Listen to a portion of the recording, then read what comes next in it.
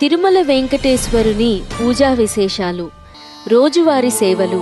శ్రీ వైకానస భగవచ్ఛాస్త్రోక్త మార్గాన్ని అనుసరించి తిరుమలలో శ్రీవారికి రోజుకు 6 సార్లు పూజలు జరుగుతాయి. దీనినే ఆగమ పరిభాషలో షట్కాల పూజ అని అంటారు. అవి ప్రత్యూష, ప్రాతకాల, మధ్యాహ్న, అపరాహ్న, సాయంకాల, రాత్రి పూజలు. తెల్లవారుజామున జరిగే సుప్రభాత సేవ ప్రత్యూష పూజలకు నాంది. సుప్రభాత సేవ నిత్యం స్వామివారికి జరిపించే ప్రప్రథమ సేవ ఇది.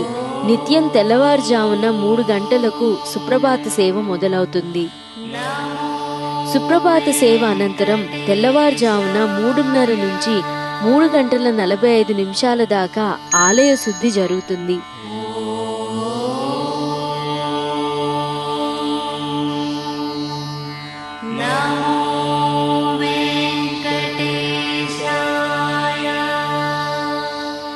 తోమాల సేవ. ఈ సేవలో భాగంగా స్వామివారిని పూలమాలలతో అలంకరిస్తారు.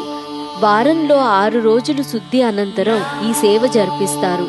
శుక్రవారం నాడు మాత్రం అభిషేకం జరిపించిన తర్వాత రెండవసారి మరల తోమాల సేవ చేస్తారు. తోమాల సేవ తర్వాత 15 నిమిషాల పాటు స్నపన మండపంలో కొలువు శ్రీ శ్రీనివాసుని ఆధ్వర్యంలో దర్బారు జరుగుతుంది. దీనినే శ్రీ వైకానస భగవచ్ఛాస్త్రంలో యాత్రాసనం అని కూడా అంటారు. సహస్రనామార్చన. ఉదయం 4 గంటల 45 నిమిషాల నుంచి 5 గంటల 30 వరకు సహస్రనామార్చన జరుగుతుంది.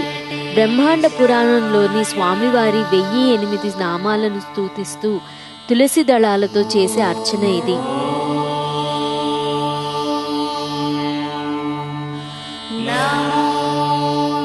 మొదటి గంట నైవేద్యం. మేలుకొలుపులు, అభిషేకాలు, కొలువు కూటం అన్నీ అయిన తర్వాత స్వామివారికది నైవేద్య సమయం.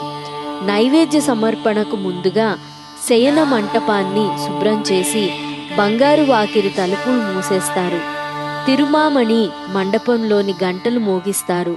అర్చకులు మాత్రం లోపల నుండి స్వామివారికి పులిహోర, పొంగలి, దద్దోజనం, చక్కెర పొంగలి, లడ్డు, వడలు, అప్పాలు, దోసెలు, పోళీలు కులశేఖర పడికి యువతల నుంచి సమర్పిస్తారు.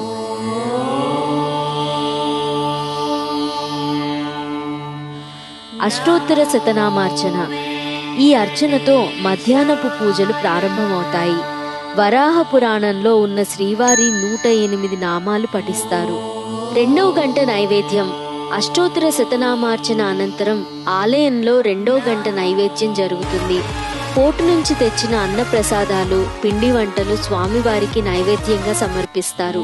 నివేదన తర్వాత తాంబూలం, కర్పూర హారతి ఇస్తారు.